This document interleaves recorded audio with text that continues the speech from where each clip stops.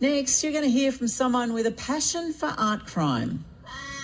If it's happening in your town, you'll hear it on ABC Local Radio. Take us with you wherever you go on the ABC Listen app. Download now. There are some fun movies about art crimes and heists. The Forger that I mentioned a few minutes ago. Entrapment with Sean Connery and Catherine Zeta-Jones. The art world can be very dramatic, but it's not limited to great script writing. After all, they do say truth can be stranger than fiction.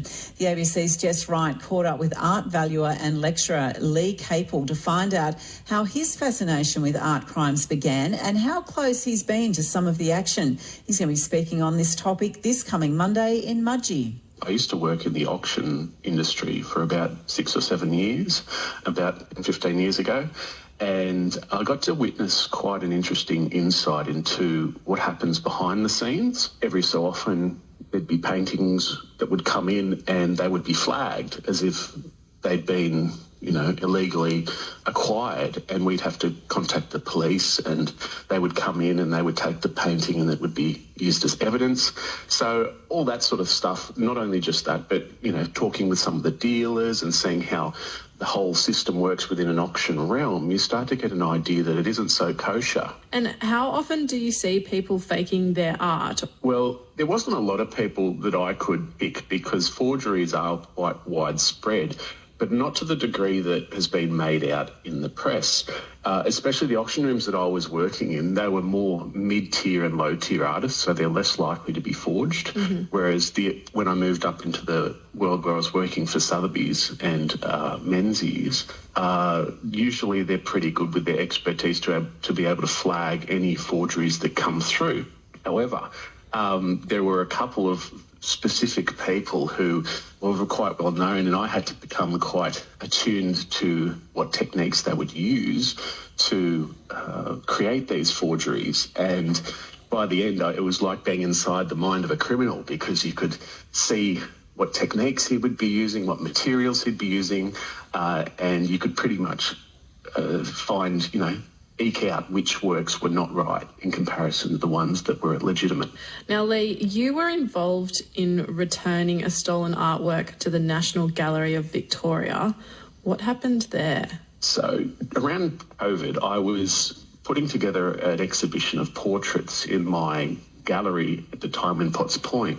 And obviously I had a lot of time on my hands, so I went looking on eBay to see if I could find any nice portraits, and I came across this little miniature. Now, ordinarily I don't usually buy miniature paintings, but this one had a specific quality, and it was of Josephine Bonaparte. So I stuck around during that week watching it, and it was in, no one had made a bid on it at this point, because usually in eBay auctions, as we all know, the bidding happens in the last 10 minutes. And so I was just prosecuting around the internet trying to do a bit of research on this particular piece, and up popped this news article from about 7 or 8 years prior of a big art heist, an artefact heist from the Briars on the Mornington Peninsula. And the Briars was known for housing the greatest collection of Napoleon artefacts in the Southern Hemisphere from the NGV collection. This particular heist, there were 9 or 10 items that were taken, not only 2 miniatures, including this Josephine Bonaparte,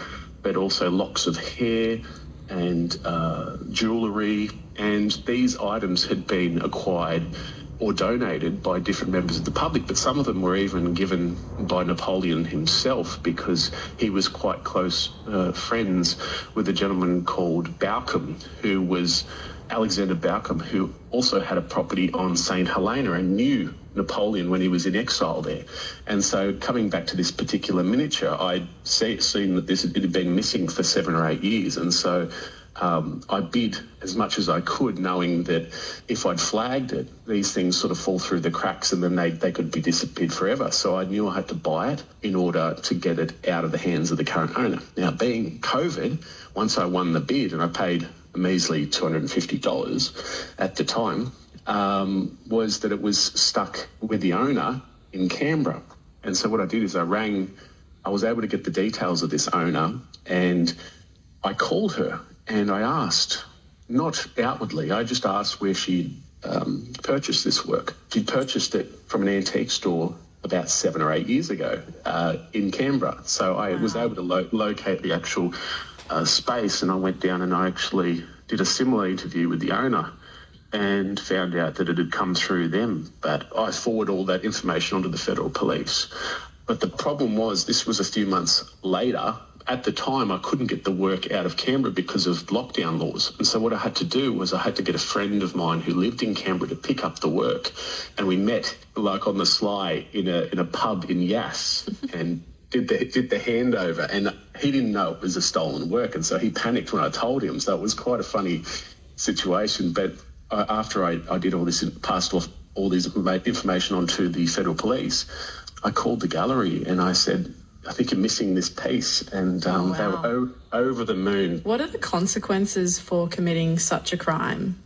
Well, obviously, if you're in possession of a stolen artwork knowingly, you can be prosecuted, of course. In this circumstance, obviously, the owner did not know that this was stolen, so it had been passed off quite quickly. And I don't believe the antique store knew either. So obviously, it was a guy or a girl who was operating and selling off stuff quite quickly to antique stores and disappearing. But usually the consequences are you will be prosecuted to the degree of the law. Now, that obviously varies, like in comparison to if we compare it from something that's worth a few thousand to what happened last year at the Louvre with the Napoleon's jewels stolen. Yes.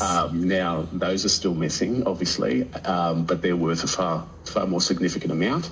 They will be prosecuted, obviously, a lot more severely if they are caught. That is art valuer and lecturer Lee Capel speaking with the ABC's Jess Wright. He'll be presenting a lecture for Arts National Mudgee at the Cudgegong Valley Public School Auditorium in Mudgee next Monday.